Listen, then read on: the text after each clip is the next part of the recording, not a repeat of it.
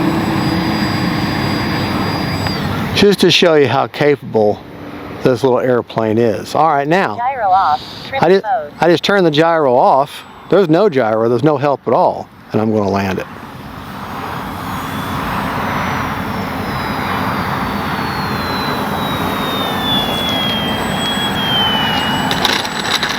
There we go. Alrighty, let's take it back. Let's go over our rates and show you what my throws and my expo. Now, back in the man cave, before we came out here, I explained to you what rates and expo are. And I'm just going to show you, now that you've flown them and you've seen those things in action, now I want to show them to you. Like I told you in the man cave, okay, let me turn this part here off. Okay. This is my flying rates. Ailerons are 100% with 40% expo. Remember I explained what expo was. Elevator, 100%, 40% expo. Rudder, 100% with 40% expo. Alright, and that's how that's how those things work, and that is showing you what rates and expo, when they've been put to the test and they've been demonstrated graphically, now hopefully that'll kind of understand. If I didn't have that expo, that movement, that 100% would be almost instant. That expo kind of softens that movement on that control surface, making the plane not quite so twitchy. All right, let's go ahead and check our battery one more time now that we're done, and we'll wrap this flight up. This looks stupid, this thing hanging in front. Oh well, it's for science. It's for science.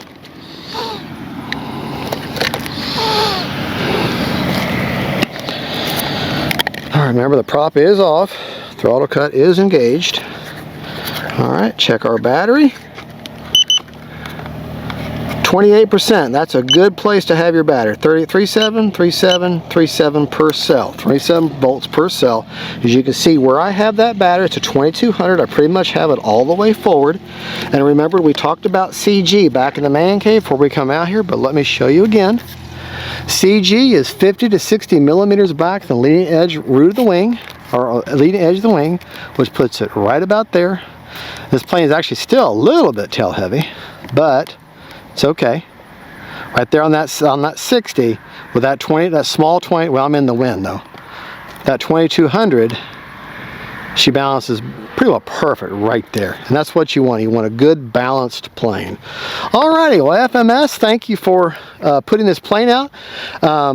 Like I said, this is the how to start with RC planes and how to learn RC planes, and this is an excellent choice. The other one that I'll be showing in another video will be the FMS PA-18, which is the tail dragger, which has the bush wheels in the front and the tail, and we'll be doing that out in the grass because a lot of y'all are only going to have access to grass fields. And then that in this is the equivalent for a hard terrain or a good smooth terrain that you can land on, and putting green type, or a runway like this. This is great for that, or a concrete big parkway or something. There's abandoned. Obviously, you don't want to be on a bunch of cars on there. That'd be bad. But you get my point. Where you have a nice, smooth, hard surface to take off on, this is perfect. But you may not have access to that. You may have to have a grass field, which is a lot of people have. So the PA-18, which is basically the beginner equivalent of this one, we'll be doing that out in the field in a different video. But that's the Ranger 1220 FMS, great little trainer. This has the Reflex version 3, which has we flew most of this flight in beginner mode. You can also turn the gyro off, and you can also have optimized mode. When I was doing them tricks and everything, that is just wind mitigation. That just helps the wind. When the wind hits this plane, this little light foam plane that don't weigh nothing, it helps keep it a little more locked in. It's not going to have anything to do with your skill or keep you from progressing as a pilot. It just makes this light piece of foam fly well in wind. Alrighty, God bless y'all. Jesus is Lord, and don't forget, faith, family, and friends. Gabriel, thank you for filming, and that's the FMS Ranger 1220 from FMS, and there'll be links in the description where you can save some money on this plane if you wish to buy it. So, hey, bye.